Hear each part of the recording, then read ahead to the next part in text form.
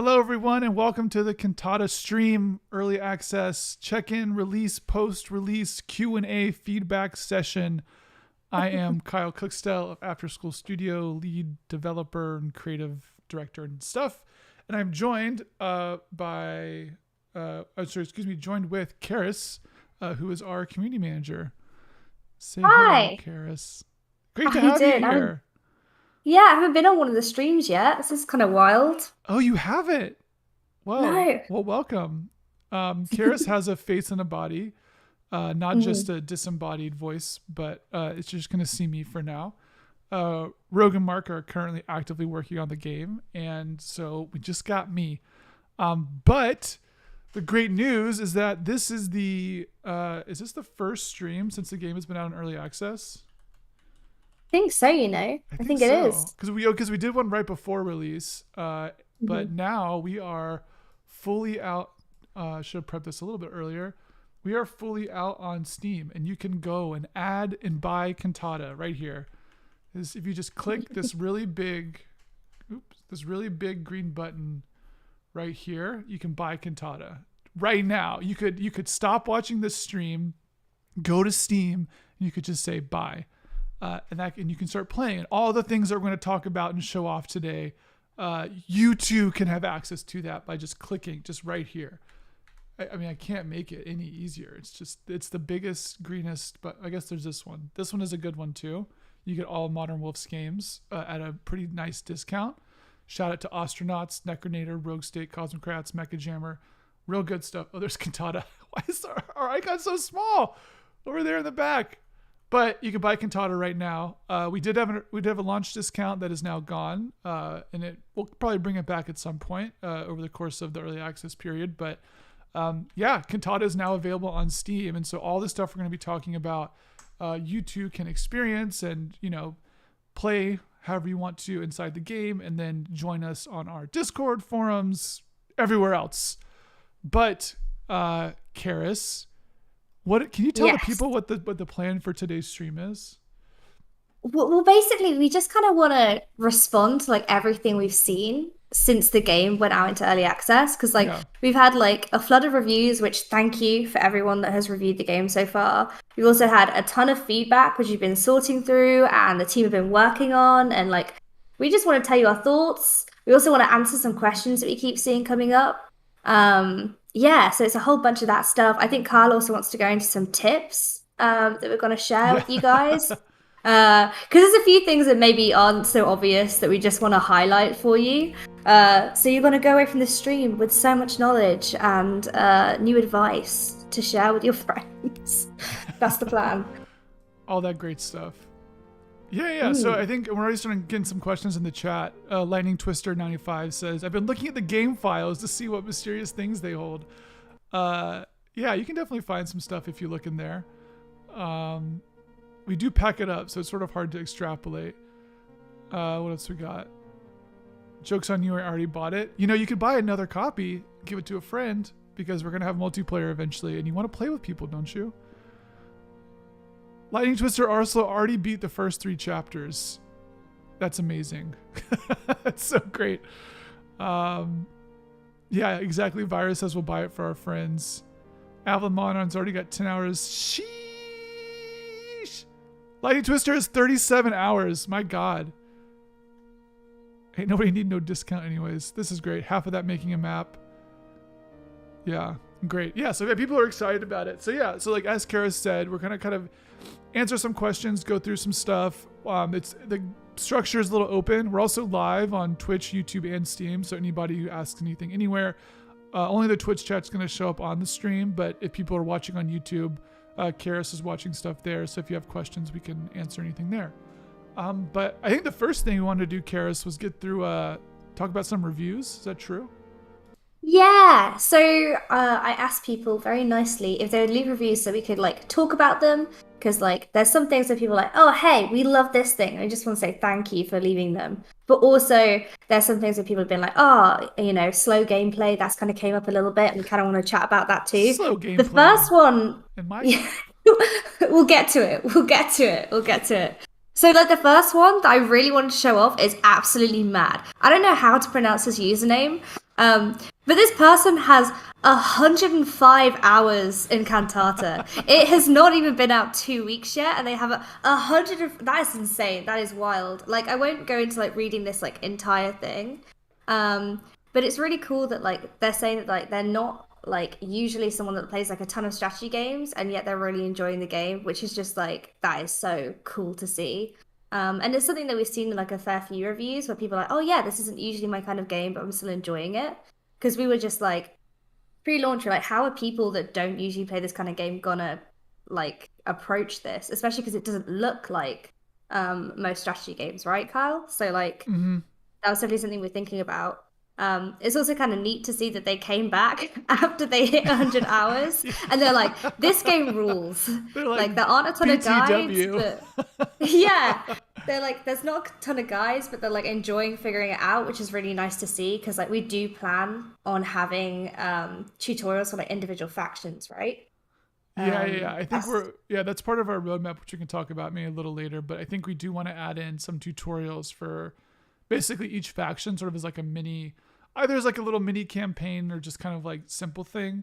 I think that one thing we definitely sort of struggle with that people have already brought up is that the campaigns themselves aren't they're like they're sort of tutorialized, like chapter 2 and 3. Chapter 1's not really, but it's kind of like we don't like, because there's so much sort of story signal, so to speak, in the main chapter campaigns. Turning like 3 of those into basically elongated tutorials is like a lot of stuff to do. So what we're kind of looking at instead is saying, okay, we'll have like little prologues that are more specifically tutorialized versions of those factions, that are story driven. Or I mean, we can also do it sort of in the context of skirmish play, which will come a little later.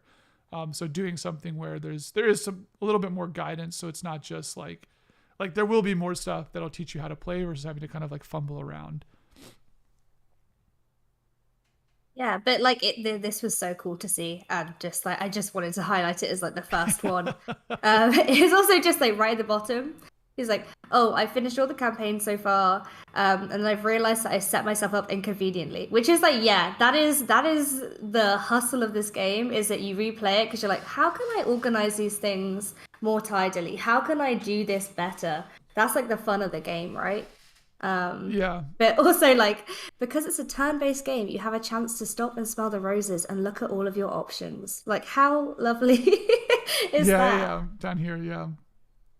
Yeah, I think But yeah, just that's want to another say thing is thank like you. the I think people sort of feel this like pressure to act, and they're like, oh, it's someone brought this up on the Steam forums as well, that you can just intern a lot, which is fine, but then at the same time, we have saving, we have auto saving.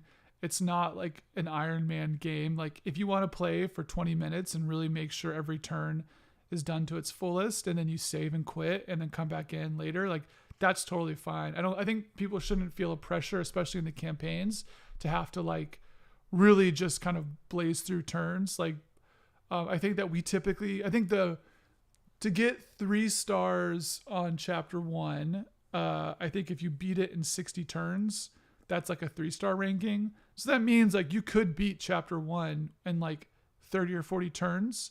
But I think what people do is that they feel like they want to like, I don't know, they'll just like sit and pass a lot of turns and stuff. But there is a way to kind of do stuff very efficiently, and kind of finding that route and figuring out how to really play Cantata, I think is a lot of the fun of the game. Yeah, but wild to see. Wild. What else have we got in there? What's the next one?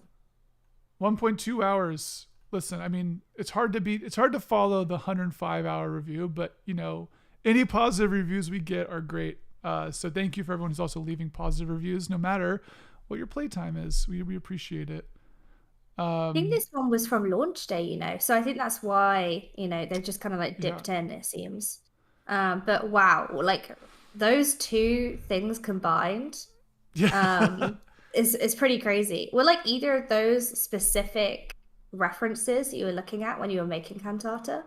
I think Alpha Centauri a little bit. I think especially like when we were looking at getting the initial visual style of like how do you do large scale isometric pixel art, we were definitely looking at like Civilization 2 and 3 and Alpha Centauri.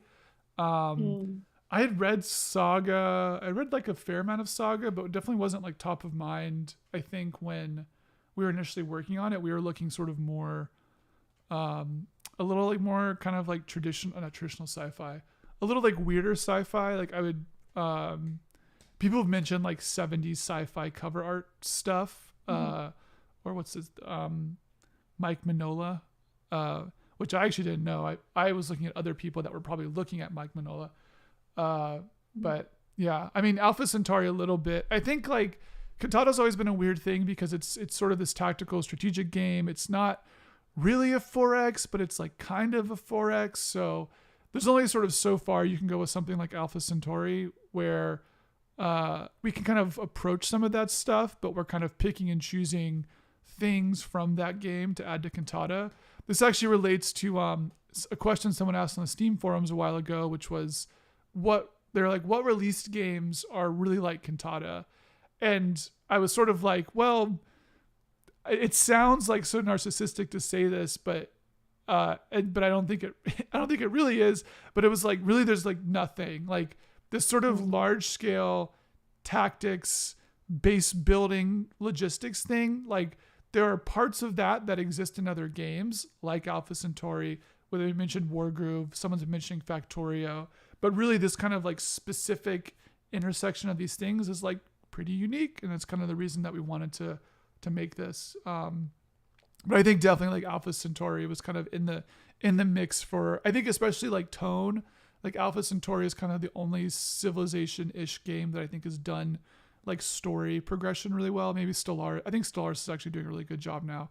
But Alpha Centauri, I think by melding, like one of the really hard things for us is trying to figure out how do you blend kind of like really immediate story with larger scale strategy and tactics stuff. And I think Alpha Centauri is one of the first games that I can think of that really tried to do some of that. We also have a question inside of the chat. Yeah, Virus is saying that they got. Oh, go ahead, Karis. Oh, I was just looking at that most recent thing that was like, if someone says that they played something similar to Cantata before, they're probably lying, which is quite a sassy comment. That's great. Yeah, yeah, they're lying, or they just played Cantata in their sleep and they vaguely remember it. Were you looking at that previous question, which was that they got like 3 stars in their first try of chapter 1? Oh, you did in 65 turns? Yeah, that makes sense. Yeah. Yeah. So 3 stars, we basically, the scoring on the chapters is very rough right now. We want it to be a lot better. But yeah, if you got in 65 turns, it sort of works off like a curve. So the further, yeah, I don't want, it's a boring thing to talk about. But yeah, if you got 3 stars in 65 turns, that would make sense. Lightning says the way the overworld works is similar to the recent release and early access of the new Dune game. I actually said that on the forums in response to this question. I was like the new Dune game, shout out to Shiro Games, Dune Spice Wars. I was like, their game is actually sort of similar. It's like Dune Spice Wars is to the RTS genre as Cantata is to the tactics genre.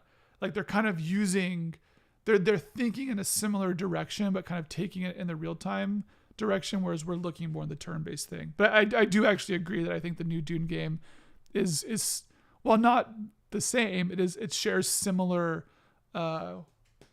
propensities as Cantata, I would say. This review says very unique look and design. Gameplay was fun if a bit slow. Yeah, this is the one where I was like, hey, let's address the slowness. Let's talk about it. Because like it is something that's came up, and it was something that like we had been in discussions with, like, in case you guys are new and you only discovered Cantata after we launched, it was something that we had spoken about with fans, like during kind of like previous demos, and that we were like, okay, hey, like we were already kind of making improvements towards. Carl, give us your thoughts. We're not going to do anything. That's it. No.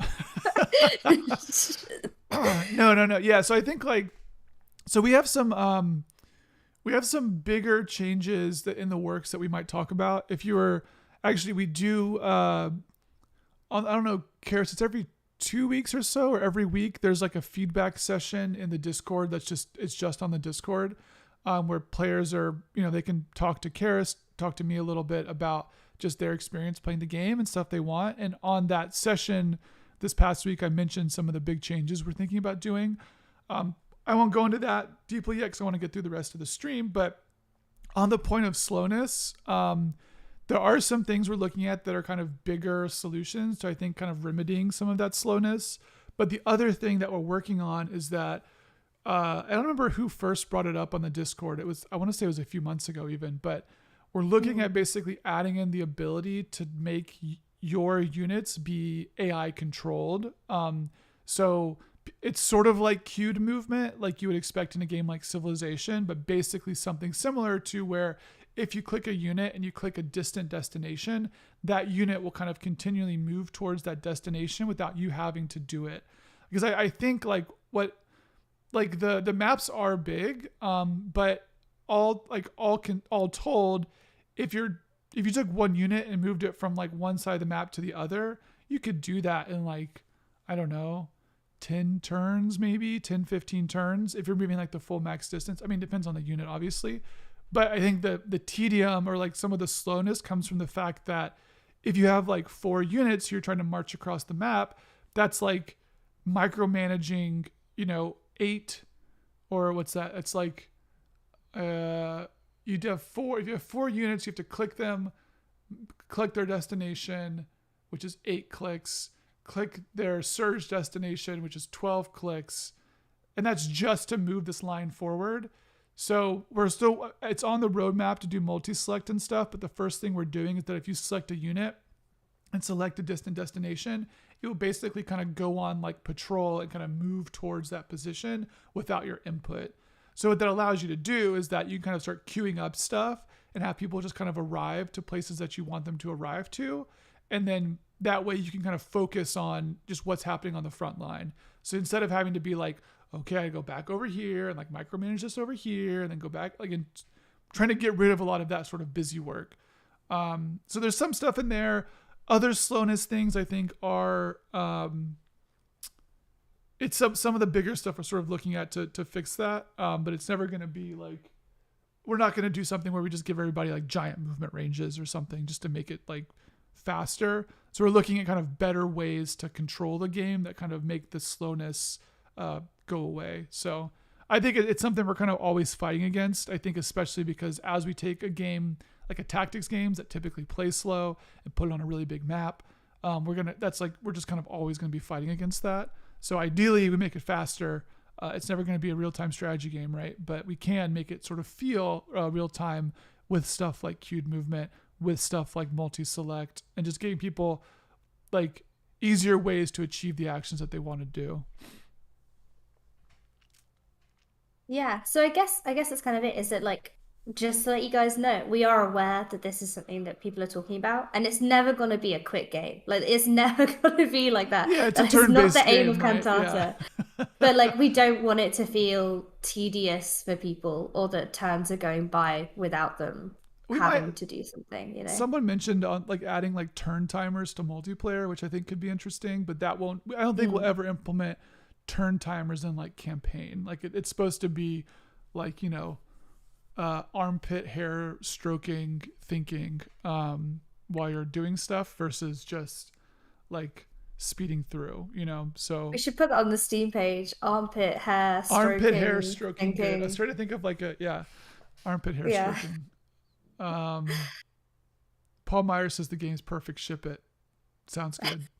Also, thanks, if Paul. Paul was the person who did all of the additional sprite conforming stuff. So if you scroll down in the terrain editor to like the very get past all the Cantata stuff, all those sprites in there, Paul kind of sliced and chopped and stuff to get them in the game. So if you're using any of the other non-Cantata stuff, give Paul a small round of applause. Yeah, Lightning says you could have a RTS where it says guard this area. Yeah, so that's kind of the idea.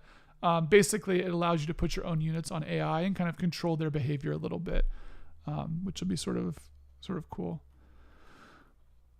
All right, got another one. It's Yeah, what a great one. it's Advanced Well, Wars meets XCOM meets some RTS features with a dash of unique flavor. this came in and like the whole team was just like, Yeah. yeah, love that. It's like I know it's tough because I know a lot of people don't like being compared to other things, and we know that Cantata is its own thing. But like it is such a compliment, right? Like when you Mhm. get some of those like big titles in there that people are pointing out. It's cool. Yeah. Also, just like a note in there about like suggest playing the tutorials. Yes, please play the tutorial. It is there for a reason. We also have Kyle that like walks through like an advanced tutorial and normal tutorial videos, which are like available on the Discord as well. So like, please check those out if you haven't already. Like, it helps you play to your maximum. Yeah, Mm. exactly. Yeah, I think like people just jump into the game and are like, I'll figure it out. And then I've like watched some streams and people just like don't quite get it.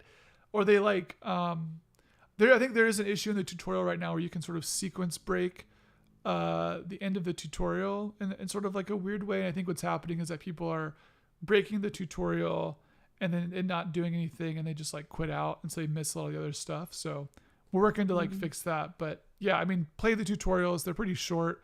Um, it is like a lot of tactics games, but there's also enough weird stuff in there that is worth just seeing us tell you how to do it. So it as we, I mean, also worth saying like because this is early access, mechanics will be changing. So we're going to try to make it where the tutorials still track with the latest versions of mechanics as they kind of move through. Because we do want people to know how to play it, even if the like I know this is an issue with Paradox games where their tutorials will often fall out of date with the status of the game. So we're going to try to avoid that the best we can, especially as stuff is changing. So, but yeah, play tutorials. Also, if you play tutorials, like help other people out. Like if you see people streaming the game or you're watching streams or whatever, and people are having trouble, help them out. Mm. Um, 100%. yeah, Also, just like another note is like the bottom bit. It's just like we were, at least I don't know if Kyle will say it like this, but pretty stoked about the issues that have been coming in have mostly been like UI ones and not like, yeah, oh my God, this game is a buggy wreck. Like we haven't had that, which has been really, really nice. And just like actually like, getting reviews where people are like understanding the game and they get what we're going for and like they're there for the early access journey and they're giving feedback because like that was the whole point of early access. It's like we don't want to give you like a half-baked game. We want you to be along for the process of stuff and it's just nice to see. Just want to yeah, bit of love there, I guess. yeah, What's yeah. the I think chat? it was nice to like launch and not have people being like the game is broken, like it doesn't work, or this my save doesn't load, or there's a lot of like small stuff that's like very easy to fix, but Mm. it's not like I think because the it's early access, right? And so the appetite if someone launches it and it like breaks, they'll be like, oh, I'll check in 5 months or something, Mhm. which is just like that's hard for us. So Mhm. it's been nice that it's been working pretty well. Yeah. Uh, you know what? Okay, so Lightning says, what I would love to see at the end of a level is a stats score, like in Advanced Wars. Yeah, So yeah. Kyle, what's the reasoning behind the stars? I don't think I've ever actually asked that. Well, Like, where did Karis, that come from? the secret. Like, where did the system come from, or where did the? Yeah, or just like the whole, yeah. Yeah, I mean it's totally Advanced Wars. I think it's giving people a reason to try to replay the campaign missions. Mhm. Right now the scoring is like very stupid. It is purely based off turn counts. So I already told people that chapter one, it has a target of 60. So if you do less than that, you will do better, and if you do more than that, you will do worse. It's not Mhm. directly linear. There's like is like a proper curve, but we are looking to add, or said, let me say it, we want to make that scoring system be better, to account for Lightning mentioned speed, power, technique. I was literally looking at the Advanced Wars score calculation formulas to figure out how they do it, and so that's like that's kind of what we want to do, to give people kind of a global star ranking, but then also look at how many enemies did you kill, how many objectives did you complete, how efficient were you with your supply, how many resources do you have left, how many resources are on the map, that sort of stuff. um, right now, basically the game effectively just scores you on speed. So we're gonna make it better over time. So even if you get a 5-star ranking right now, it might not be a 5-star ranking, in 4 or 5 months when we have a better scoring system in. Yeah. So appreciate that for now. Yeah. Because we're gonna take it away. Yeah. Oh, Virus asks what are um VPs for? Um, yeah, VP is sort of meant as it's kind of like a victory condition thing in some later chapters for how many VP you get. Though, in some of our proposed changes that we haven't talked about yet that I keep teasing, they'll play a a bigger role, I think. Yeah. You want to talk about some more of these reviews? Like, you ever wanted to feed a dude, planet blood? that came in and we were all stoked about it. Like, I yeah, think that this was is like the great. first review. Yeah, we immediately like screenshotted it and sent it over to Twitter and we were just like, yes, put Yeah, it on Twitter. This is the game. that's it. I mean, they um nailed it. Yeah, what else is on there? I don't usually like 4X or strategy games. Cantata changed everything for me. I feel like we're patting ourselves on the back by reading this one. Yeah. I can't explain, but it's very unique and very stylish. That's just very wholesome. Such good vibes. Right next to the Planet Blood one as well. Like, very different energy. And then the last one on this page is very cool game with a lot of potential to grow and become even better during early access. Already has mod support and looks like that will also be improved and supported. Yeah, there's so many plans for mods. So many Yeah. plans. Yeah. Hmm. I think that's been sort of nice is that this middle review here, I think a lot of people have said, both in other reviews and on the Discord, that people who don't typically play 4X or strategy games are kind of coming to Cantata and finding a lot to love. And that's like, it's like exactly what we want. That was kind of really what we were trying to do, is to, like, I think that's so much of the purpose of all the theming and everything, to be like, let's just make this look different. Like, let's just make this look like something that people don't normally recognize. Let's actually make it compelling to play. Let's give it a strong story and see if people like it. Like, we're not just playing with tanks or history or whatever. It's like kind of its own thing. And I think that has like brought a lot of people in to play it that wouldn't typically play that stuff, which has been, I think, really gratifying to me to see that happening. To see people really kind of resonating with something that they wouldn't normally play, which has been really cool. I've really enjoyed that. Yeah. We can Cantata can be like a gateway drug to other strategy Or games. just Do you or just think? more Cantata. Well, The goal is that yeah. there's enough there where we get you and then you never leave. This is one of my favorite ones. We had one today that was like a Shrek, like Oh a yeah, we bunch of got we symbols, got but it made up Shrek'd. Shrek's face. Yeah. Yeah. But this one is great. Playing Cantata is like pouring yourself a tall glass of scotch and sitting by the fire, pondering the meaning of your life and realizing that you are meant for the stars, for glory, and for war. You have arrived. You are the bring. It says Binger? Harbinger. Nice. Harbinger. Nice. It will be slow, toiling, brutal, and drudgerlicious work. Begin, my friend, taste and know. May our eyes meet upon the field of battle with a knowledge of battles fought, the wars lost, and ages gone by. May you find regret, misery, old age, and a meaningful defeat. Incredible. Could our all of the reviews be like I that? Could know, we just it's have great. them? We just inspire Yeah, people to start writing prose. I would love that so Yeah. much. That'd be so cool. Yeah. Yeah, this Oh, review was like great. I think like this sort of actually relates to what something Lightning just said in the chat, which is that these chapter levels are sprawling and suck me in due to the length and size and depth of the levels. So it feels like I'm eating a full course meal, but I can only eat so many full course meals at once. They want more focused levels between big chapters to fill in story. Yeah, I mean, this is like, I think this was a thing when we told people there were going to be 9 missions in the camp and like the full campaign. People were like, only 9? And like, because you look at something like, Warcraft 3 or StarCraft, and like those campaign missions, they've got like 30 missions or whatever.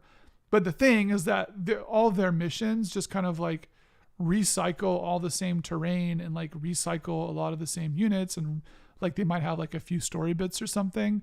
And really for us, like every chapter is such like a big deal. Like every chapter has like unique art and like new units and like new portraits and like new story and new plot and like all this stuff where each little thing is kind of its own like self-contained sci-fi story. And I think that like what Lightning is saying, people are kind of realizing that, and all of a sudden you hear the word nine and you're like, oh, nine is like a lot. Like this, like, this first review, right? This person's played 100 hours and they've only played a third of the campaign. Um, I have like 95 hours in Elden Ring, and this person has played Cantata already more than like I have played Elden Ring, which is insane, right? So I think that we want these campaigns to still be these like big, meaty, chunky things that are kind of like the fulcrum of the design. But at the same time, I think, yeah, we do want to do some smaller stuff. We want to do some bigger stuff. We have like skirmish things around the map, so you kind of get smaller scale engagements. I think also like, I mean, it's not a surprise to think that we're thinking about what's up, Tubes, to like think that we're not going to try to do more stuff in the future outside the scope of the campaign. But I think for now we've already got so much of the campaign stuff in flight, and with skirmish coming down, that we guys have to strike the balance between giving people these like really meaty, full sci-fi stories, and then also kind of giving people smaller stuff where they can, you know, be less involved. And I think some of that will be skirmish, some of that will be multiplayer, and since some of that later down the line will be our own things that we do. Yeah, I Um, think that's the last review that we've got. So I guess it's like, what do you want to do next? Do you want to do tip? Actually, should we ask the I chat? do Do you want to want see tips next, I do or want do to you want talk to just go about tip? one thing. I do want to bring up Potato McWhiskey on, where is it at? Oh no, Kyle, you gonna do Of this? course I'm going to do this. Well, no, I think it's important. So I don't want to just say we do have some negative reviews, and one of the most popular negative reviews. Where is it at? I I can't think it's find it. pretty far down There's now, just right? so many positive reviews. Is Where? your review the highest rated on Steam? Sorry, I was just like the chat. Is it Diabound? Diabound? Is that how I pronounce it? We want tips.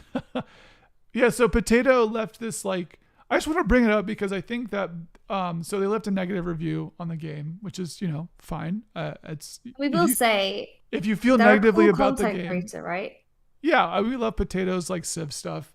Um, they left like a pretty thoughtful review on like a negative review for the game that I think is like worth calling out and being like, yeah, we see this stuff. I think that a lot Mm. of their complaints are totally valid. And if you, I try to be very active. Obviously, we want Cantata to be the best it was. So if you happen to see this review, like when they first left the review and kind of were like, oh, like whatever, then I just wanted to point out that I did also respond to the review kind of like in kind to say, hey, these are the things. So if people do write like long negative stuff or whatever, and it's not just like trolling, I will take the time to say like, here's what I think, or, here's whatever, or I'm not trying to tell somebody that if they have a negative experience of Cantata, that's a bad thing. I think that is a totally valid response and you can have a negative experience. But I also want to say like, hey, we're working on the game. And I think that a lot of the stuff Potato pulls out, like especially the types of games that they typically play on their stream, which are kind of like more open-ended sandboxy stuff, like Cantata's not that right now. So if you don't like campaign stuff, like maybe wait until skirmish is in Cantata to pick it up, and we'll have that sort of stuff there. So yeah, I'm showing this to be like, we hear people who are also giving us negative feedback and want to make the game better. We don't just read the positive reviews and we're like, oh, we're doing a great job, right? Like negative stuff comes in, we see it all, we're aware that it's happening. And honestly, some of the negative stuff gives us more things to work on than just like a Mm. positive review. So we want the game to be great, and we think that everyone else who's playing with us wants it to be great as well. So Yeah, yeah. 100%. And like we're doing, as Carl mentioned earlier, we're doing like feedback sessions on the Discord every week. It's on a Thursday. And we like sit in there for an hour and we just have a good old chat. We had I think like maybe 4 people showed up last time, and it was really lovely just to like put voices to like the text that we were seeing and the feedback that was coming in, and be able to actually like connect to people that are playing the game. And like we were even like, hey, these are the things that we're working on, and Yeah. we're able to kind of take notes and actually like have a two-way conversation on feedback instead of just like reading a line of text, which is really cool. And like if any of you guys that are watching are like free this Thursday or next Thursday or the Thursday afterwards, please come and by. Like, we're all ears. Uh, yeah. Cool. Uh, Want to become famous? You can Buy buy more followers on followers? mapviews.com. I was trying to figure out if I can Dude. block them from this, but I don't know if I can block them from Chatterino. Um, Oh, yeah, hmm. so we have, so I guess, yeah, so we have, so a few things. We got tips. We have Q&A stuff. We have some modding things. If anybody in the chat has a preference on which of those we can do first, feel free to suggest it. I'm going to try to go block this person from our chat for a I'm second. just reporting them for Feel free to spam. suggest. Yeah, I think I can.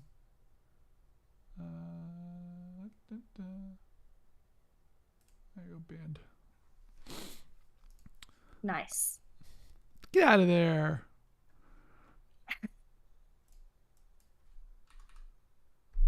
Moderator strikes Moderator again. strikes again. Yeah. Let's do. I guess one thing I'll talk about. Karis, if you want to prep some questions that we kind of talked about on Discord before this, one thing I can show is that. So we added. We put up a hotfix patch, kind of like a few days after release, that added in some interesting.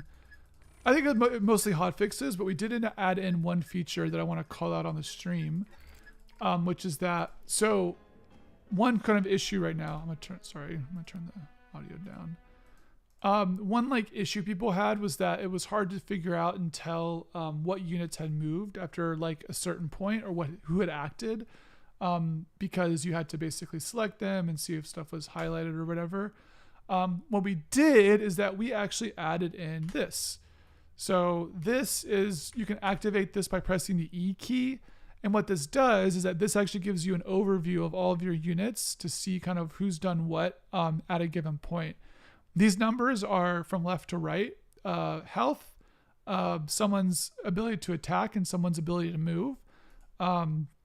Additionally, if you move somebody, you'll see that once they move, things can go yellow or gray. So what this means is that this unit is still able to move if they surge. They can still attack, and then they still have 2 health, obviously. If you were to move again, oops, that's weird. It'll go gray, which means that you can no longer do that action. So that's kind of like really quickly at a glance. You can and you can toggle this on and off. You can see who can do what on the map. There was a bug that someone reported, which is that you can't actually select the unit behind this little banner thing here. So that is actually we're working on a patch right now, and that is currently fixed. So you will be able to click. I think some people are having issues with that, especially with, I think, the healer in chapter 2. They would put it on the map and they weren't able to select it, but it's because you have to basically select it in this very small area right here, which is unfortunate, but we know that and we're fixing it.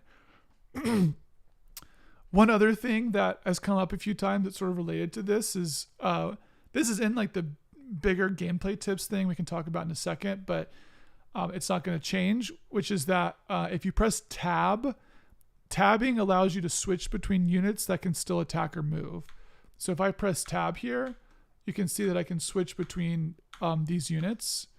There is also a bug right now with this where if you press tab a lot, it like queues up camera movements, which is sort of weird. Additionally, it zooms the camera out.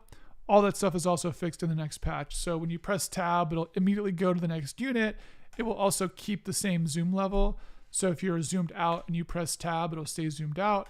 If you're zoomed in and you press tab, it'll stay zoomed in. So fixing all that stuff, trying to make it easier and better for everybody to work on. But yeah, this hotfix, one of the major things it added was this little preview, which is super useful, especially if you're trying to get kind of like a bird's eye view, tactical view of like where stuff is at. Also, like the size of the numbers is super helpful. Like that's one of the best things. Like, oh yeah, cool. That's pretty easy to read. That's neat. Yeah, just having. I think we were looking at doing like pips and stuff. Actually, if you played older versions of the game, something like this was already in, but it was like kind of weirder. And then I was like, what if we just make it a number? Like it's just a big, chonky number. One thing too that's also like this is a real hot tip. People haven't realized this. If you select a unit and then click its destination, it will move, normally to its destination. But if you have a unit selected and you click its destination and click it again, it'll jump to the destination. So that's a really fast way to like move stuff around on the map. We kind of like speed movement up a little bit. People are, I Hey, guess people, nice. yeah, people are asking about moving stuff faster. We do want to add in an actual gameplay option that allows like the AI to move faster versus just, I think we'll probably keep the default base speed and not actually attenuate unit movement stuff, but we might, well, I don't know, we might. We did just spend a lot of time on all the art for that. So it would hurt to have people just turn off the animations completely.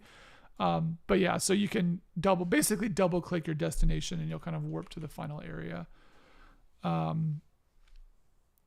Double clicking fast forwards the animation. Yeah. Off HOTS, figured it out. Yeah, exactly. I like the most recent comment that it just do not ask why can't Cantata be faster? Ask why can't Tata be less slow? Oh, love it. Great. Fantastic. Amazing. Also someone saying, damn, I wish I had known this before playing chapter two.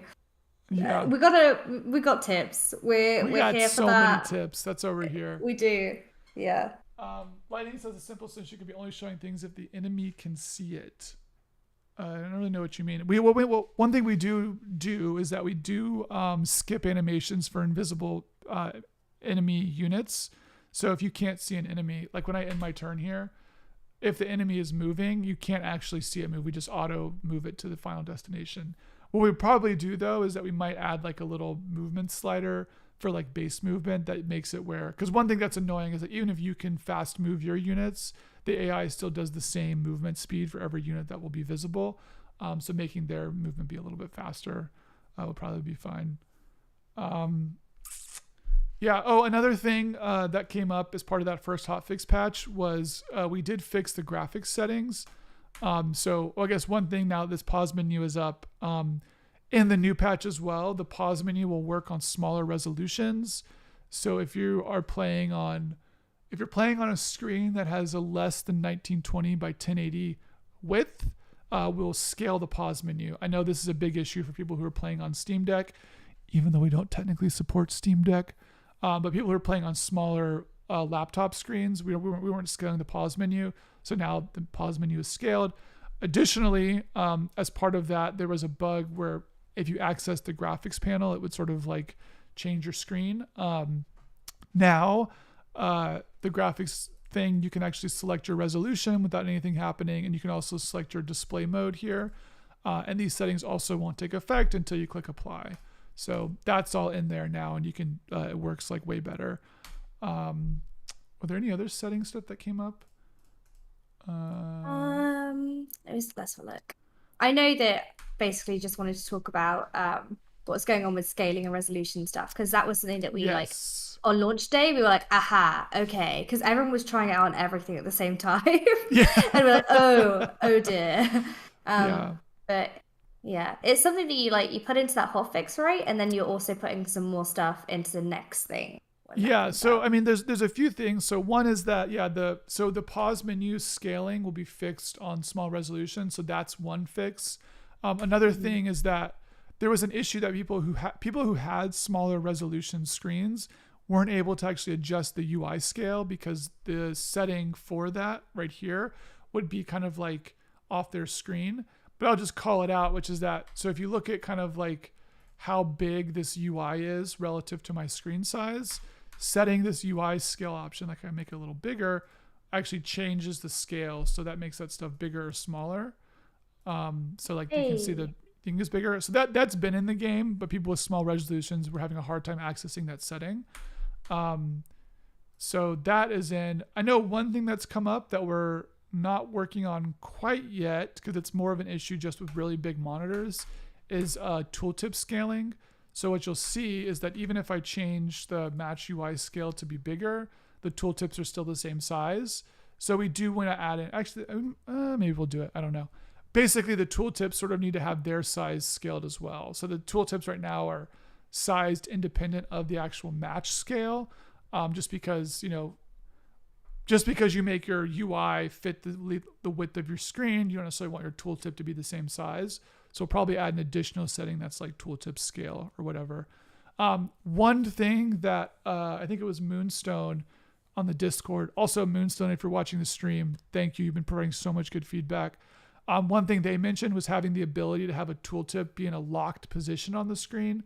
So I think That right was a now, good one. yeah. So what we do right now is that when you mouse over something, it's sort of near where the cursor is at.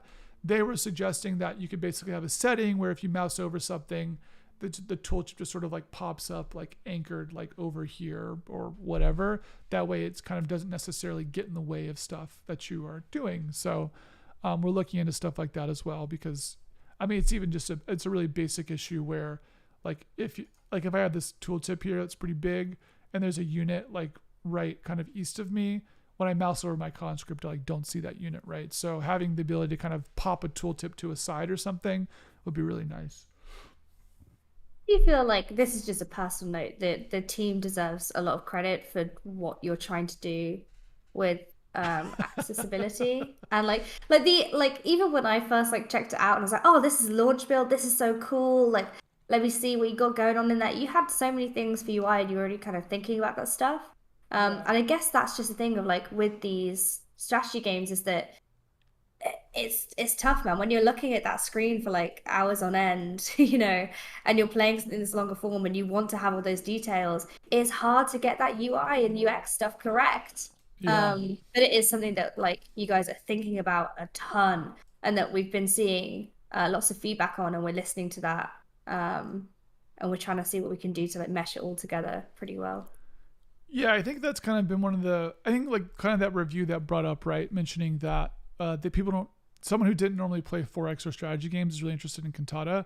I think that Mhm. because we're getting a lot of those people playing the game, we have to kind of go above and beyond what's like typically expected of this type of game, where people who Mhm. don't play these games like need more guidance than someone who's like a big paradox or civilization head or something. So yeah, a lot of what we're trying to do is make the game kind of legible to people, uh, and without trying to like sacrifice the strategic depth of the game. So yeah, Also pretty wild because like when you make a game like this, just going off on this little rabbit hole quick, you get compared to games that are much larger and have teams of hundreds of people. So it's just like we do not have hundreds of people. Like I know that we had a conversation ages ago when we were talking about UI UX stuff, where we were like, oh yeah, humankind. Oh, actually, someone mentioned it in the chat earlier.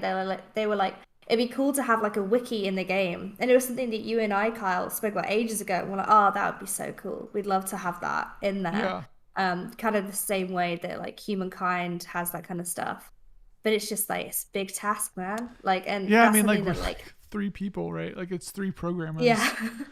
It's like a lot, and yeah, especially considering a lot of the other stuff we want to do with like skirmish mode and like multiplayer, and I know we already have pretty robust modding support. Like, there's a lot of stuff that we want to do, and it's yeah, we could.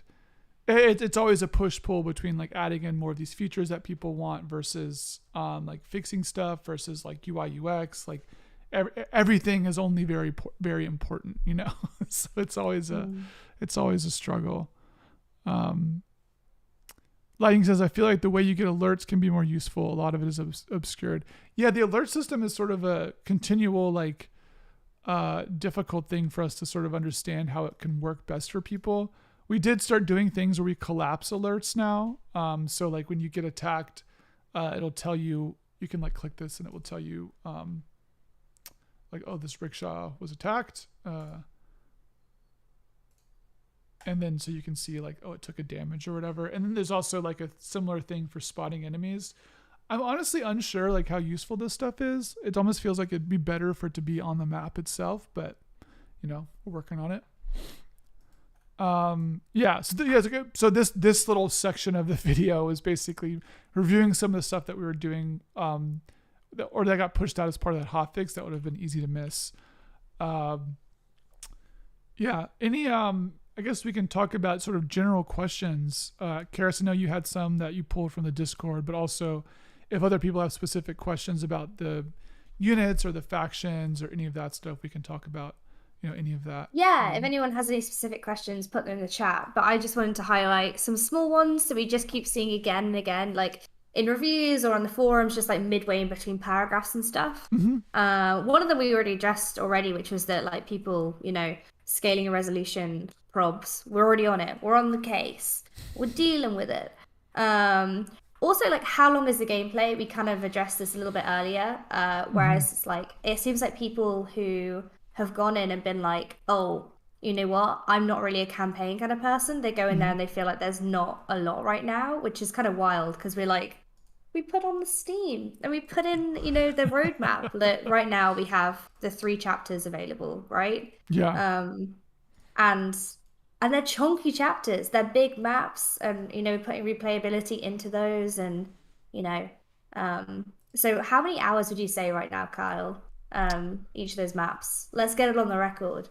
Yeah. I mean, I typically say that each chapter is meant to be 1 to 3 hours long. Mhm. Someone has played Cantata for 100 hours, so clearly that is not. There's more than what that might say. But I think, like, if you averaged it out, people take about 2 hours per chapter, maybe. So, Mhm.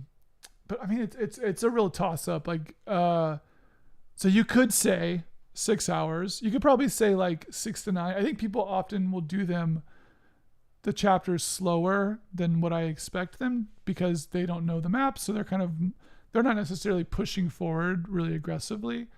So yeah, I'd say like 6 to 9 hours right now based on just what's there in the campaigns. But there is like the maps are not they're linear to a degree, but there is also a lot of other side stuff to explore. Like someone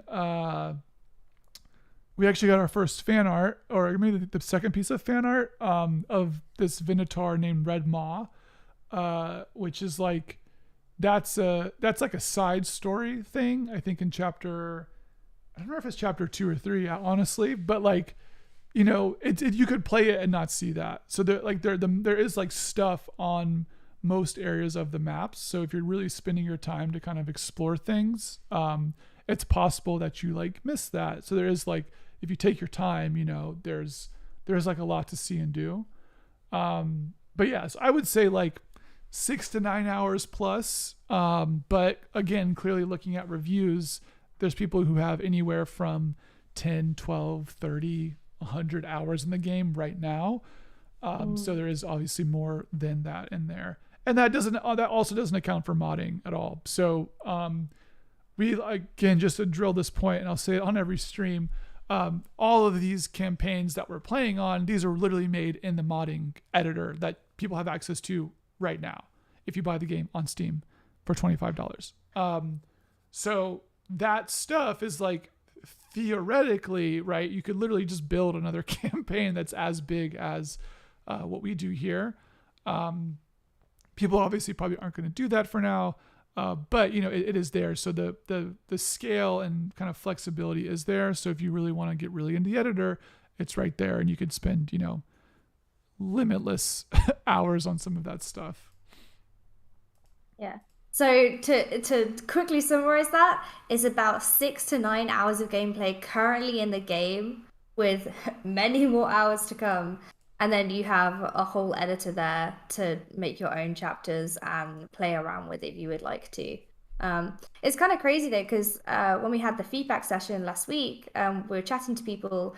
Um, One of the guys was like, "Hey, I played through the whole of the first chapter, and I did not realize there were things in each of the corners and like little like areas that I Mm-hmm. could have. I'm not going to spoil it.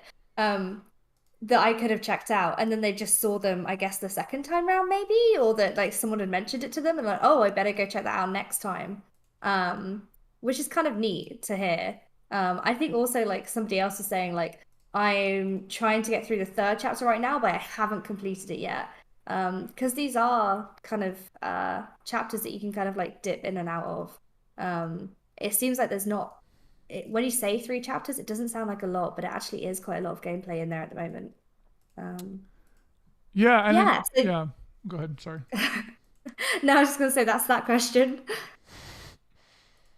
What Do was you want it? to add anything to that, or are you good? Playing Cantata now. Um, You...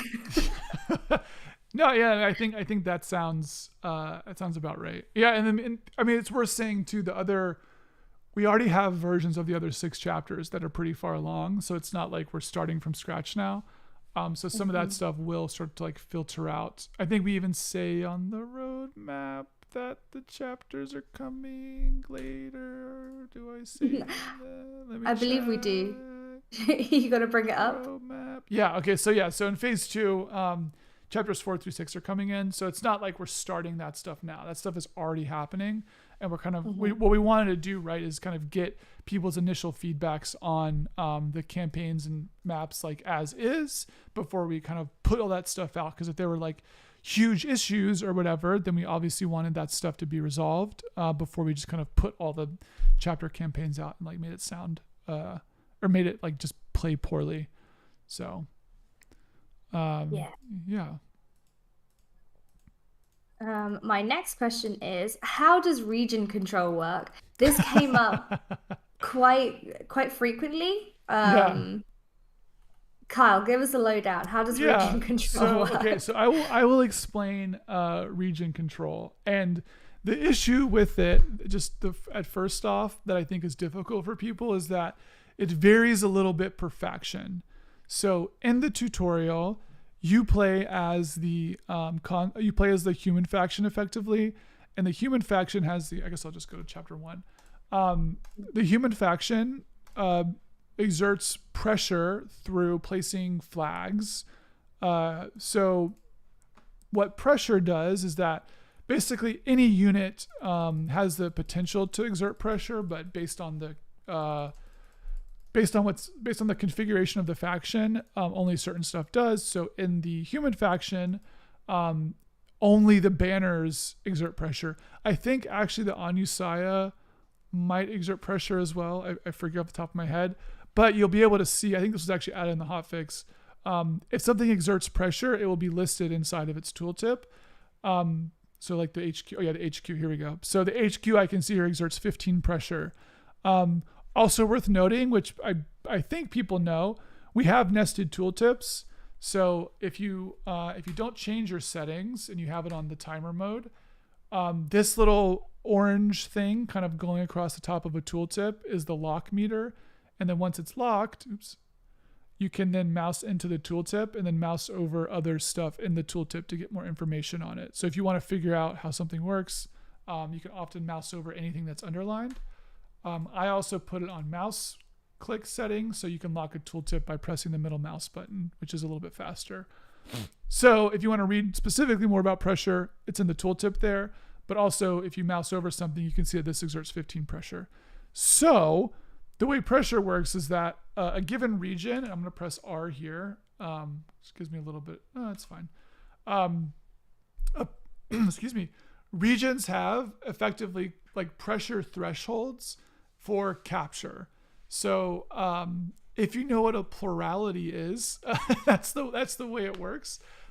So basically, a region has like a certain amount of pressure that it says a player or team has to basically exert, such that it can be captured. So I don't know if I know what this one is. I don't think we say actually. Oh yeah, we don't say how much actual pressure. Oh yeah, this is a good example. So if I look right here, every tile that's in a region has the ability to see this little kind of box here. This is like the region and pressure info for that region. So what this is saying right now is that I'm exerting 15 pressure. And I can also actually see that if I turn on the region things by pressing R and then mouse over this, it'll show me that I'm exerting 15 pressure.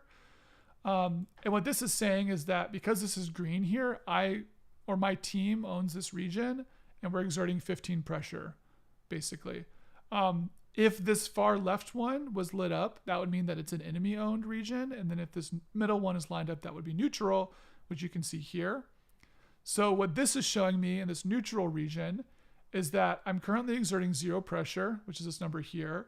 And if I mouse over this is my capture requirement. So if I exert 5 pressure in that region, I will then take control of that region.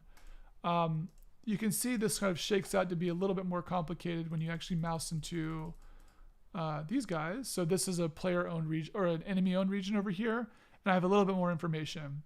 So if I look at this tooltip for this tile that's in this enemy region, I can see that currently I exert 0 pressure, right? So there's no actual person over there. Or maybe I'll go exert some pressure. So let's see. Actually, I might get, I might get sniped by this builder drone. Let's see if this conscript survives. 2 health is a little bit of a toss up. Not gonna lie. Just but they're gonna get. Oh, They might get opportunity attacked or counter attack. Maybe I can. Let's see. Can I save them with the rickshaw? Maybe. All right. Can I get you? When I can't surge. I love seeing the rickshaw move like so fast like that. Okay, here's what I'll do. I'm gonna build a tower transport. I'll just build them here. That'll be the way to do it. Unload a conscript. All right, and so I can build a royal banner now. So I'm gonna build a banner here, and I can see here that by building the royal banner, it actually tells me in its tooltip that it exerts pressure. So I know that if I build this here, I'll exert 5 pressure. And you can actually see in this tooltip here, right? So I'm exerting 0 pressure. I need 11 pressure to get this to neutral, and then 30 pressure to capture this.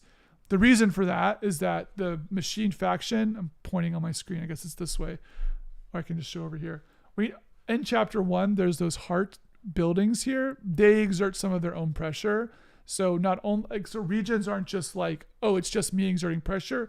Other factions and players can exert pressure, so it's harder to capture stuff.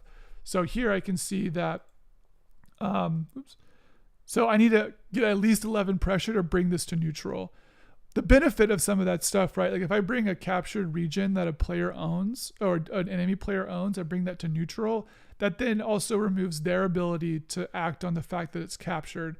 So as a human faction player would know, a lot of their buildings, requires certain region levels. We should actually change this tooltip, but basically a lot of the stuff that the player can build requires them to be building it in an owned region. So like I can't just like build a garage here, which I can see here, garage must be placed in an owned region. So the same is true for other players where sometimes some of the stuff they can build has to be in a built region. So it would make sense that I want to turn the region to at least neutral. So if I place this banner here, I can now see that in this tooltip, I need 11 pressure to I need 11 pressure to bring this to neutral, and I'm currently exerting 5. So let's see if I can. Oops, I ran out of AP. Okay, well, let's see what damage we can do. Oh, I killed it, so it didn't counterattack. That's good. But I think they're going to go down again next turn. All right, I'll show you all how to play Cantata. So I'm going to move my conscripts up. You got it. I'll show you kids. All right, so I'm going to do that. And then let's see, I'm going to use this conscript. Oh, I don't have an AP. I'm going to clip that later. Put it on Twitter. I'll show you kids how to play Cantata. Okay, I can't do anything else. So I'm going to lose a conscript.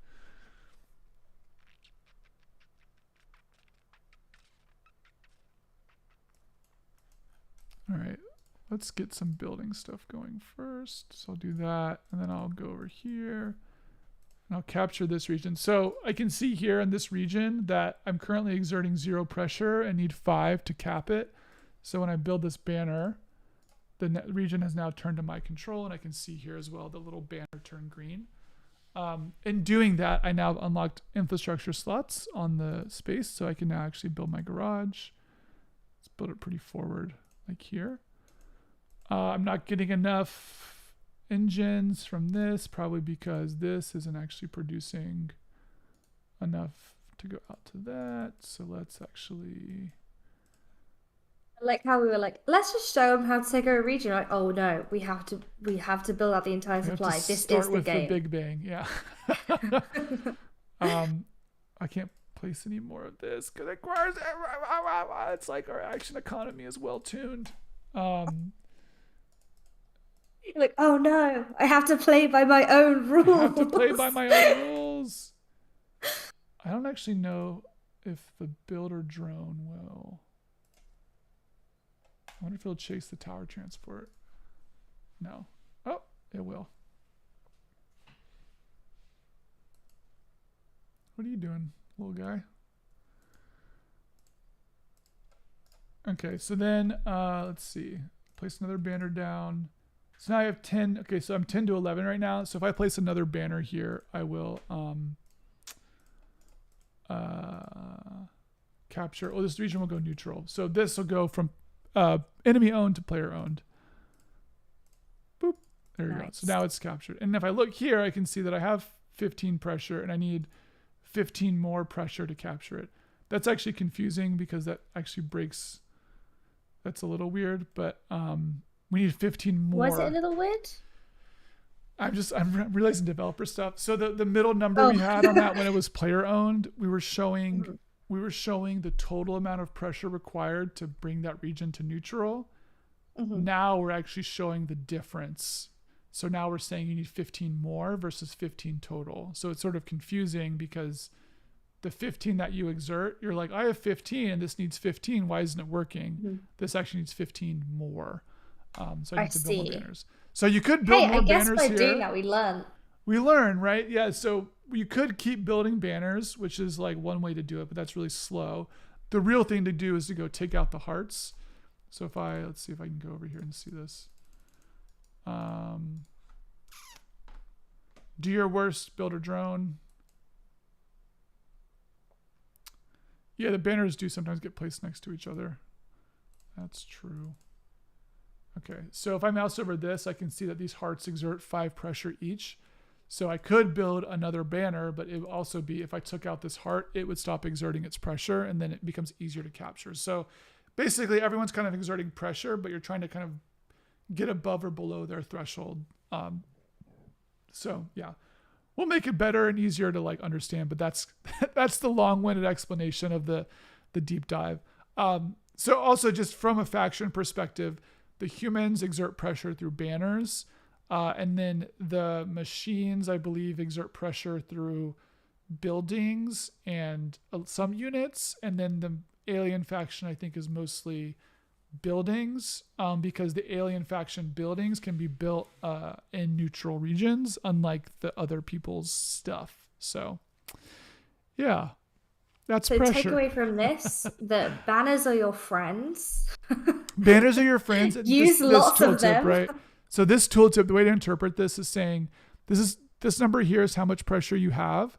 This is how much pressure you need for something to go to neutral, and this is how much pressure you need to be able to have something be captured.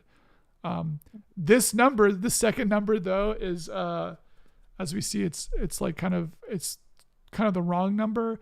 This is the total pressure you need to bring it to neutral, whereas this is the difference. So I only actually need 1 more pressure to bring this to neutral. I don't actually need 11.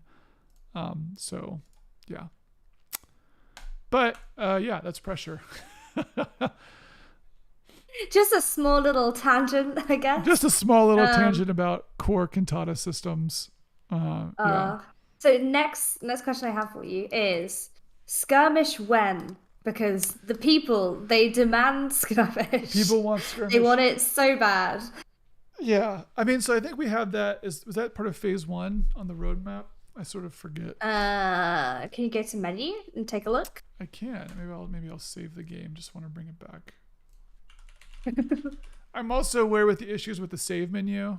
That will probably come up maybe in this next patch. Let's see. When did we say it was going to be? Yeah, phase 1. Yeah, so the skirmish is like, it's something we're kind of actively working on. It'll be like, we're working on some bigger kind of like design changes for the game that we want to kind of get in first, but we are trying to get skirmish in sooner than later, because I think that it will kind of help us also do a lot of design balancing for factions, kind of independent of campaign play, and also just increase the pot of people who want to play Cantata and don't just want to play campaign. The only kind of like issue with it that makes it a little difficult is that it's mostly a dependency on the AI. So to play a skirmish match against like an AI player that feels fun, the AI needs to sort of get a lot better than it is right now. So that's kind of the hardest thing, is just making the AI really good, so that when you play against them in skirmish, they're actually like putting up a fight and you don't just steamroll it. You'll probably steamroll it still the first time that we put stuff out, but we do want to have an AI that can like build stuff and connect supply lines and like all that. Whereas right now, all the AI in the campaign like doesn't do that by design.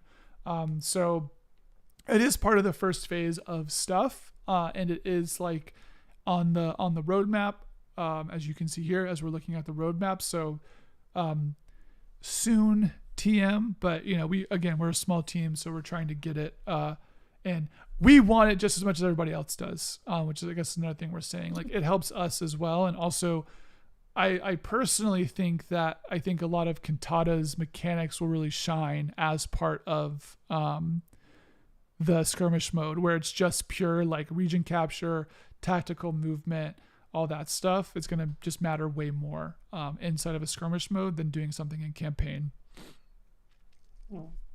Yeah, I think we're all really excited for that one. It was definitely something that came up in the feedback sessions that people were looking forward to as well. Yeah, So we hear you. We're trying to get it in. We're a tiny little team. it's a little Um, tiny little team. Yeah, just like a tiny little cute team. yeah, I have a big last question for you. sure. I don't know if you'll want to answer it this bit because I don't know if you have anything else to talk about tips or something, right? Or are you done with tips? We haven't talked about tips yet, but we can. Okay. I'll answer your question first. Okay, so my next question was, what are the team working on right now? So do you want to wait to talk about that later? Ooh.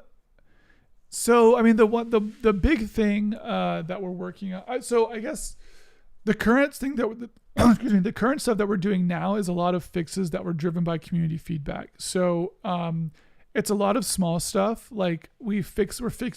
I think all of the unit outlines are fixed. So there's like some bugs right now. Let's see if I can just open up. Will this even work? Or you can sort. It's really hard to see on the screen. Like the little conscript gun animation is like blinking. This was a bad map to load. It's just nothing on this map. I'll do like open the modding editor and show you in there. So like there's a lot of units that had kind of like graphics issues. Like when I mouse over these units, of course these are red, so again it's hard to see. You can sort of see this like junk, or like actually the rickshaw is a good one, but it's only when it's in a certain direction. There's like graphics issues around them that were kind of like just putting like junk on the map. So a lot of that stuff is fixed. We fixed the thing where when you can't select a unit through its like little mini UI, so that's all fixed. One big thing that is I don't think queued movement will go in yet because there's some other like design stuff we have to do. But one thing I'd fixed literally yesterday was that the AI can now actually like path around stuff. Before the AI could only like go directly towards something, but now it actually like does proper A-star pathfinding to like get around big bodies of water and all sorts of stuff. So the AI, that was kind of like, again, paving the road to skirmish is to make the AI actually smart. So that stuff is in. There's like I think there's like some small balance changes. I'm just gonna pull up the sprint in this other screen over here while Karis, what's it called, vamping. Can you vamp for a second, Karis? Yeah, sure. I mean, I love the fact that Lightning is bringing such energy to to the Twitch chat with the "I want to fight my fellow man, spill blood and do war." Also, that Royal's in the chat and is saying that they're a tiny little member of the tiny little team. Royal is the um, composer. If you like the music in the game, Royal did all of it. Yeah. And also like a bunch of the stuff over on the Discord. So you know the bots are in the Discord channels. Royal put together kind of like a little radio at in each of those. Royal, is it your voice that says this is Shoal FM in that? I don't know if they're gonna respond, I but I didn't even think know it that is was their in voice. there. Oh my gosh. You haven't heard I it? haven't heard that part. Yeah. Oh my god. If you listen to it for like long enough, there's a bit that comes up and it's like it sounds like you know Corpse from YouTube, the like YouTuber guy. It's like I don't. okay, he has like a very deep voice. So every so often when you're listening, it'll go Show FM, but like very, very deep. That's And like it is Royal's exactly voice. exactly what we want. Yeah. All right, yeah. So we got let's see. I mean, I guess I already talked about some of the stuff. So like fixing the tab movement for selecting units, fixing the mini UI collisions, um, fixing. Oh, we added global resources remaining to region tooltips, which I think was a Moonstone thing. Um, one thing we added that's sort of interesting that people don't know. I'll go back to the chapter campaign. So when you place down a building right now, it will auto connect supply lines, which if you've never played Cantata, that's really helpful. But if you have played Cantata and you're trying to do something very specific, it can sort of be annoying to like place down stuff because you're like, oh, I don't want to connect to that. So this is actually in the game right now. We just didn't call it out very well. But if you're looking to place something down, you can actually press and hold L, and it won't actually connect a supply line on placement. For reference, this is inside the controls somewhere. Nope, it's not. Oh, it's okay. Easy to. I think it's in the new version. But yeah, so you can basically press and hold L to not connect something, which is like a nice, hot tip for the game. What else? We have a notification when resource nodes are depleted. We fix some vision stuff, tab cycling. One thing. Let's see. Is there a picture in here? I'll try to pull up one thing just to show you all real fast. It's in.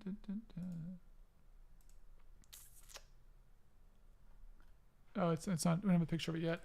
We're changing the way we show movement. So right now, when you have a unit selected, it shows this like movement range. We're actually changing it to be dots.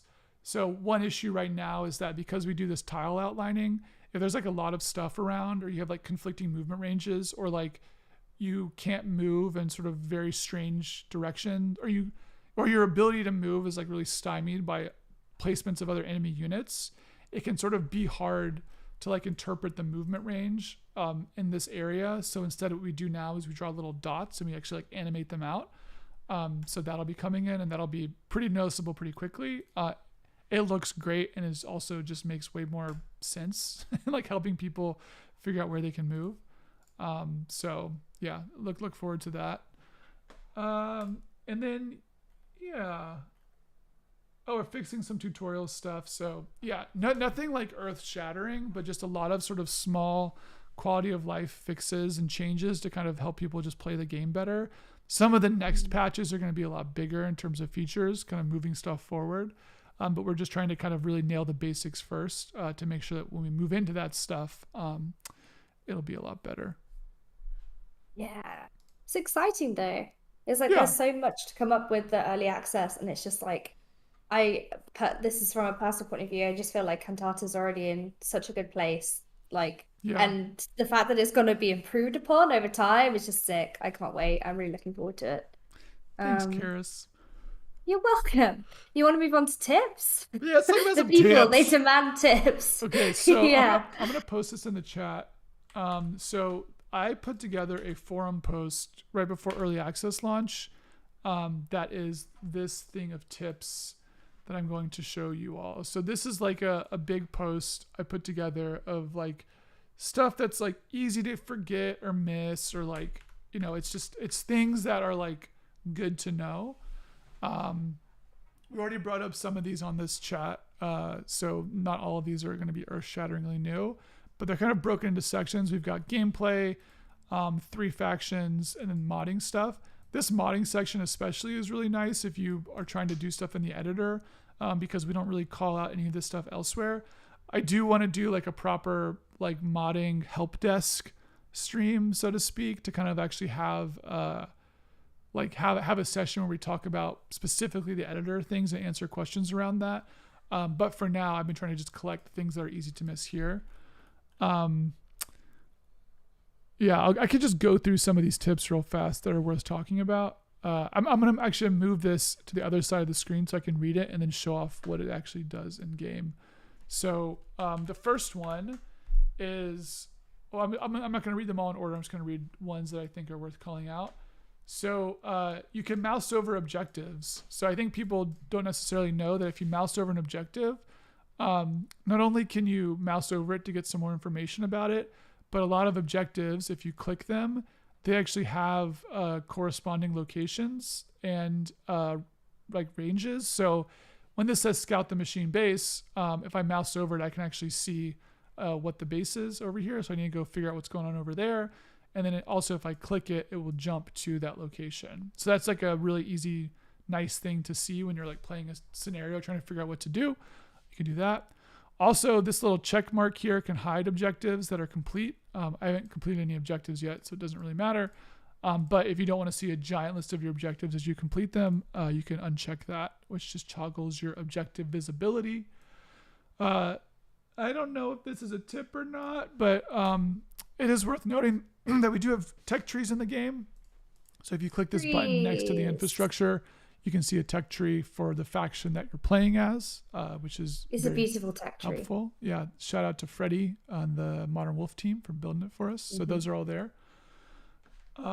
Yeah, pressing R toggles region banners. So this is just a really easy way to see at a glance like what regions are, who owns what, and what you're getting from whatever region.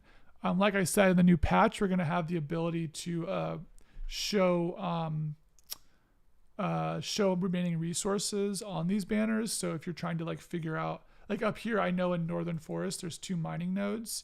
You would actually see that on the tooltip here, that the mining node, how many resources are left for it.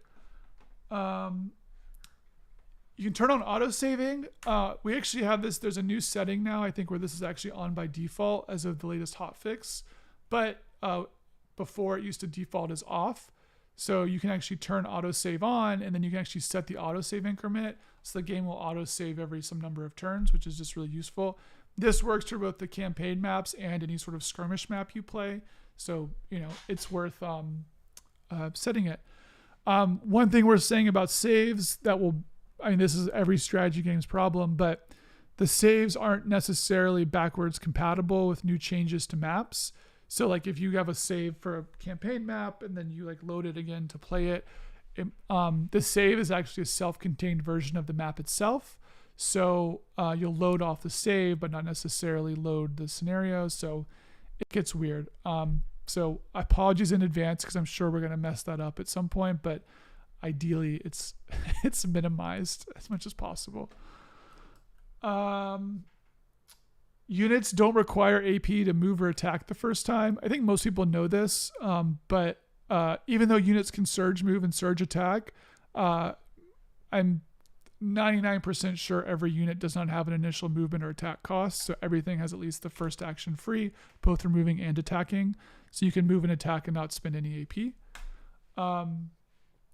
Related to that actually is that for a unit, so when you first select a unit, it's in like movement mode. So if you click a tile here, you'll move. However, you can also do a few different things. So if you mouse over a unit and press Q, you can actually preview its attack range. So if I mouse over this rickshaw here, I can see that its attack range is actually at range versus being immediately close to me. And then pressing Q will toggle back and forth between those two things. If I select the rickshaw and then press Q, I can actually switch to attack mode. So this is a mode that lets you actually attack any tile. Actually don't let you attack a tile right now, but basically it lets you kind of have a specific attack view. So if you wanted to, this is really nice for like the Grand Bombard, which you get as part of chapter 1. It's sort of nice to be able to, I'll just make a map with it actually. It's nice to be able to preview your attack range versus trying to look at your movement range. So I'll make a quick map with the Bombard in it. Oh, build, Bombard, save. Sick Euclid.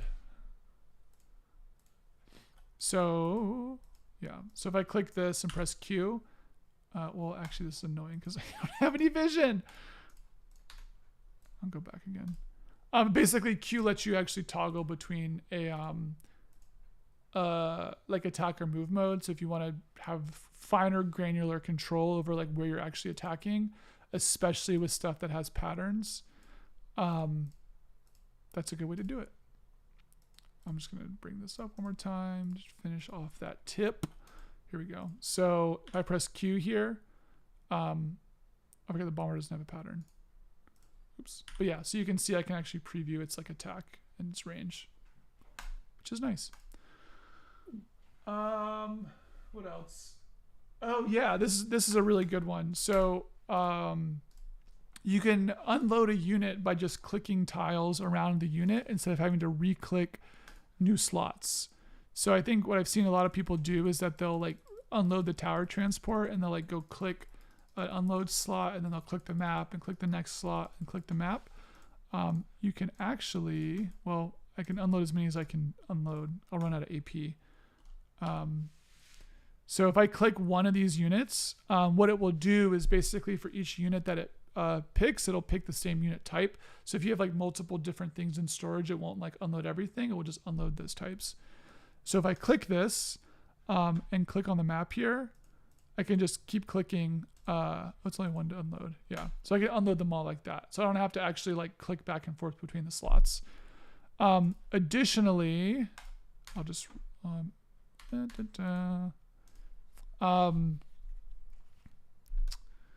me a second. So some things have multiple slots, like the rickshaws have multiple slots in them. So,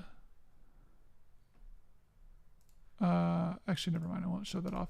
Basically, like when you select a unit to unload something, that little bar that appears above the top of the UI is what's actually in that slot. It's like less relevant for units often because the units have kind of like one thing per slot. But for something like the HQ, like I'll just show an example of this. So if I like just put this draw really high. So when I select a slot, it'll actually show me all those things that are in that slot. And I can select any of those specifically to unload them on the map. And then you can see it will drain that slot first around me. So easy unload thing.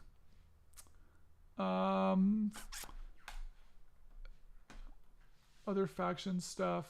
Yeah, any questions about that? I'm just like running through tips. I've seen people say some stuff in the chat, but I can just keep going or we can have a little bit of response.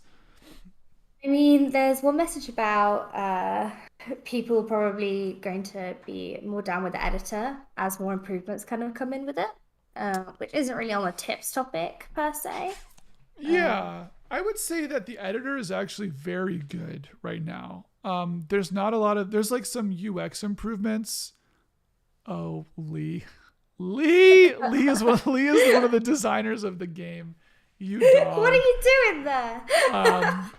Yeah, I think the editor is like in a really good spot. I think what it lacks right now is a little bit of like feedback to the user, like showing what brush sizes are selected or doing symmetry modes or having sort of more tooltips for stuff. But the editor is pretty solid right now to just get stuff done. But yeah, I do agree that adding more UX stuff to the editor will make it easier and more palatable for people. Lee was actually a major driver in making the editor be great, honestly. I think without Lee, the editor would be a lot worse. So thank you, Lee. I'll talk about like just 2 faction tips for the human faction because we're started running up almost to 2 hours here. One thing for the human faction that's nice that people miss is that the radio tower in this faction is kind of like the unit doesn't actually build or connect supply or anything, but what it does is if you place it, it gives you a really big vision increase. So you will use an infrastructure slot to place it down because it does count as infrastructure, but you gotta get a bigger kind of view of what's around you. So it's nice to kind of have as like a post to see where stuff is at. Also, this is sort of new. Tower transports, not only can they unload units, but they also have the ability, well, I don't have any AP right now, but they have an AoE heal. So it's sort of nice if you have a tower transport where you can basically, if you can select kind of any tile around you. But if stuff is near it, it will AoE heal the things around it. So it's often nice to have your conscripts sort of near the tower transport to kind of like protect them. It also doesn't just heal conscripts, it'll heal anything, but nice to have around as a little healing post. Tubes. Yeah, great timing. Tubes asked if we can get some tips for the unified spirit. Yes. So the unified spirit is the machine faction. So I'll go ahead and load up chapter 3. Just talk about them a little bit. So yeah, the unified spirit is like sort of weird in the sense that their tech tree, unlike the human faction tech tree, is not like the human faction tech tree kind of all converges towards like Anusaya and Bombards.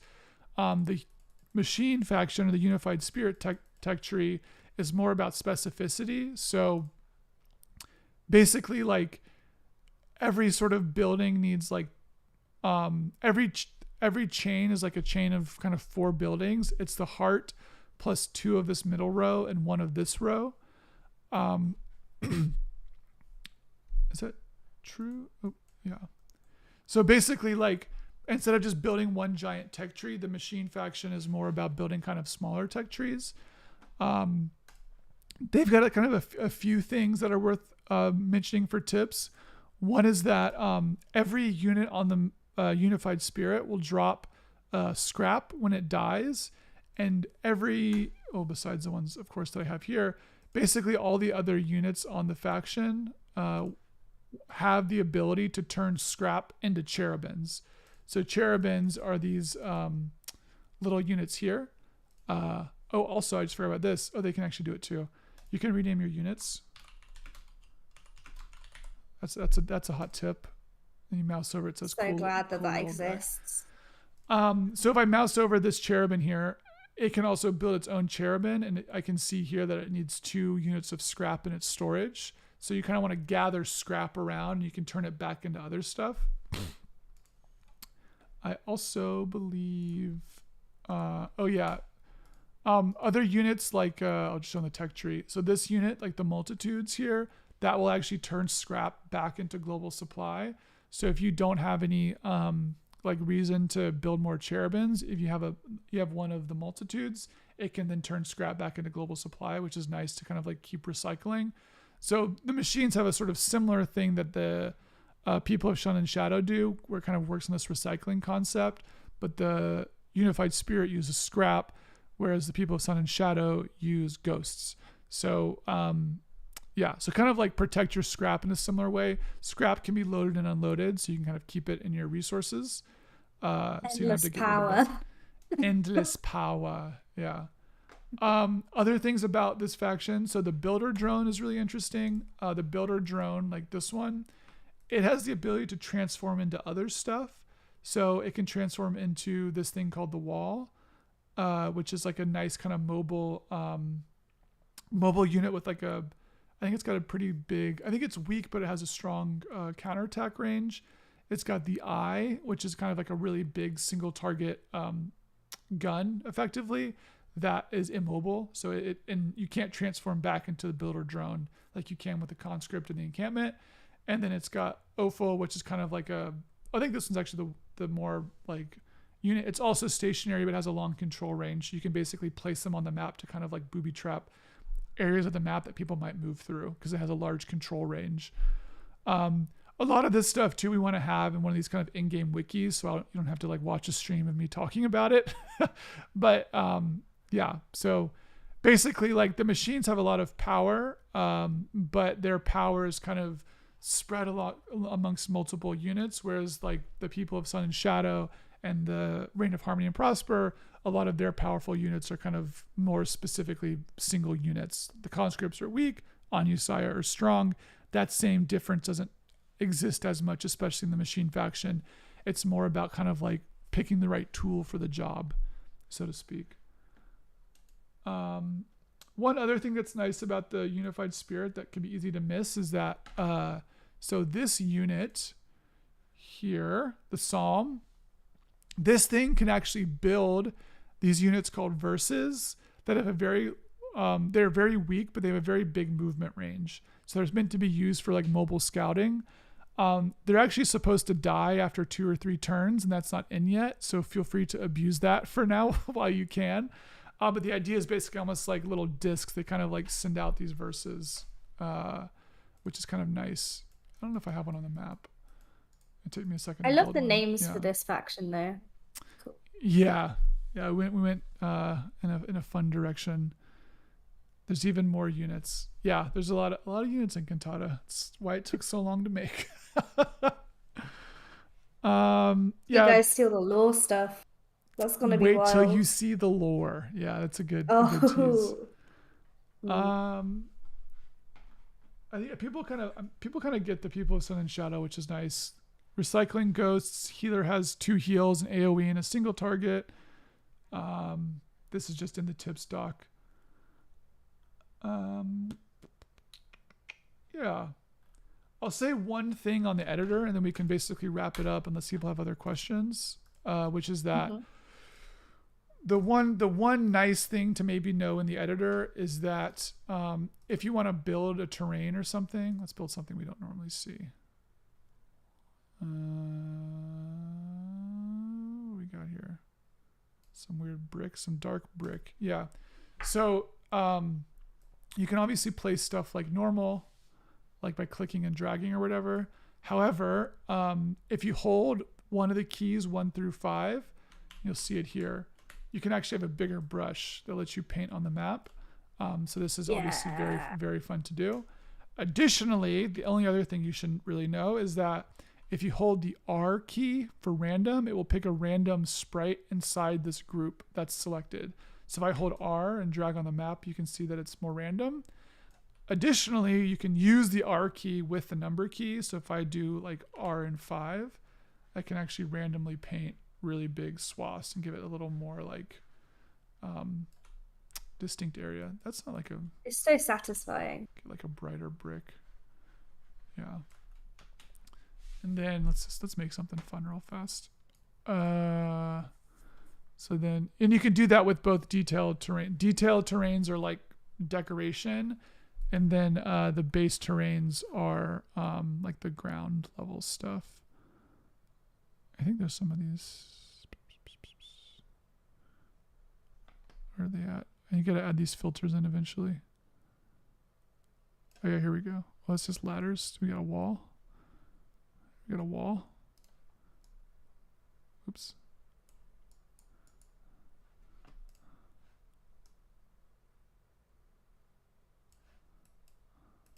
Low It's floor a plan. whole different It's game. a whole Come different game. Look at on. that. Whoa. Oh, you can also, this is fun. So you can do, so the control is like corded, so you can hold multiple things. So 1 through 5 is like brush size. R is random, and then so this is a weird one. U, I, O, and P are like filters. So where U is like the weakest and P is the strongest. Like it's like a range. So what you can actually do is instead of doing something where I hold like the number 5 and R and do like a giant area, what you can do is you can actually hold like a number R and then hold one of U, I, O, or P. So I'll hold P to be really sparse, and it will place like a range of stuff. So I can like let's do 3RP. So it's kind of like a spray paint brush where it'll kind of randomly place things around. Oops. Put some carpet in here. It's giving off what's the game? What is that game? It's not The Witness. What game is it? You know where it's like a you know what, I'm not even gonna be able to explain it very well. Um where it was kind of like you had to kind of wander around kind of a landscape that kind of had like these kind of sandy Roman columns and stuff like that. It was also like in a time of AI and you were trying to sort out like laser stuff. Oh, the Talus principle. Yeah. It's Oh got it's man, got a thank little God you bit of got that that. vibe. I'm a Yeah. gamer. Um, yeah, and then let's go ahead. Let's just complete the deal here and we'll put a little conscript on here. Uh-oh. Those are the wrong sorting layer. No. Oh well. Everyone shut your eyes real quick. Everyone shut your eyes. Yeah, there we go. Now we're playing on our map. Nice. Yeah. So yeah, it's like a easy way to kind of paint stuff. We have a lot of brush tools that make it really easy to move stuff around. Yeah, the summoners. Tubes mentions the summoners recycling ghosts. Yeah, that's like the summoner's not supposed to use ghosts. They're supposed to use remains, but we're working on that feature right now. So yeah, again, abuse that as you will. But yeah, the idea is that you could basically kill human units and fauna units, and then those all drop remains, and you can basically reconstitute those remains as um, alien or shoal fauna units. Um, yeah, My strats are ruined. yeah, yeah. Any other questions? Or are we good to wrap it up? Yeah, sorry, it was kind of a weighty stream. We like shot a ton of information everyone's way. Yeah, Um, but there was a lot to catch up on after like putting the launch out almost there. two And weeks out, more than almost 2 weeks out from launch, right? yeah, Yeah, almost 2 weeks out. yeah, Crazy.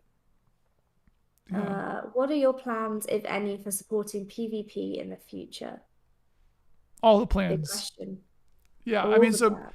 so like Cantata is because of like the fact it's a turn-based game against other people. It is multiplayer by design.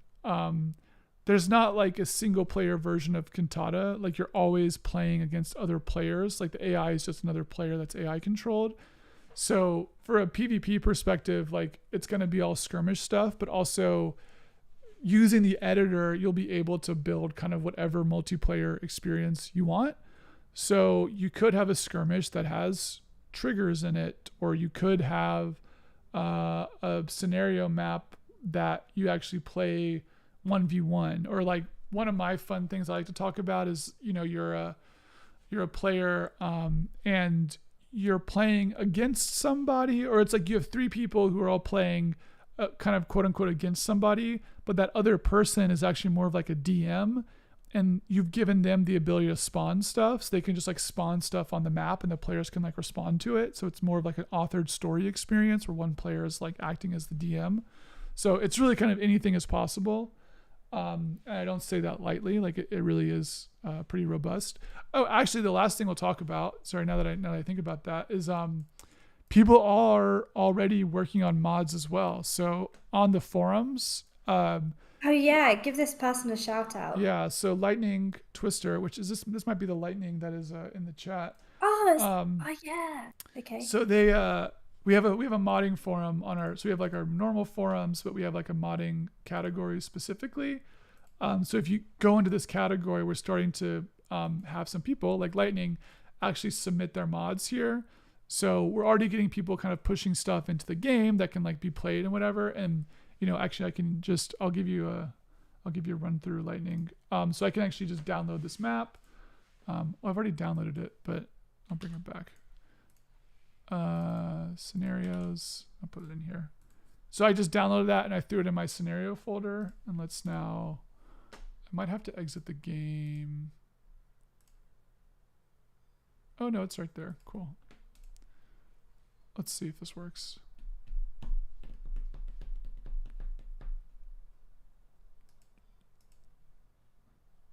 There we go. Yeah. So now I'm playing Lightning's map, and this is basically we're working on like a back end like mod portal to kind of have an ability to pull down maps kind of in game. So you don't have to do what I did and just download it, put it in the right folder. But you can see here, Lightning was able to share their map. I can now basically play through their map. I'm not going to read your text. I'm sorry. But then you can see like you get all the same stuff we get in the editor. So this says I want to recruit conscripts. It's got all the same thing. Click the objective. I need to secure some regions. Let's see. How do I recruit conscripts? Not It's sure. very satisfying seeing a bunch of the buildings and stuff together like this. Like, it's so Yeah, I cute. like the Because I way know this that like like on a garage lot. is like implemented. It like sits inside of this like colony stuff, which looks really cool. Yeah, that's really neat. That's what's really nice about like seeing other people play with these tools. It's just like you think about them one way and then you get to see somebody else implement them differently. That sounds so basic. Yeah, it's just like, whoa, another person did a Oh yeah, different thing. it's like But oh it is yeah, cool. you could use that way, couldn't you? Like just Mm, reusing stuff for like really interesting things. Like yeah, I think it's really cool. mm. Um, yeah. All right. Wait, I mean, go download Lightning's map. I'll post a link to it in the chat real fast, just so people can find it. Yeah. Which would be nice to have. Uh, and then also one other thing. So the one of the scenario designers of Cantata, Cantu, is working on. He uploaded this map that is kind of like a demonstration of more complex scenario scripting effectively. Again, no code, but he basically put a map in that has a lot of complex trigger work that you can sort of use as like a tutorial or guide if you want to do really complex tutorial stuff. So definitely check that out. It's really neat. I didn't know that. I'll post that one as well.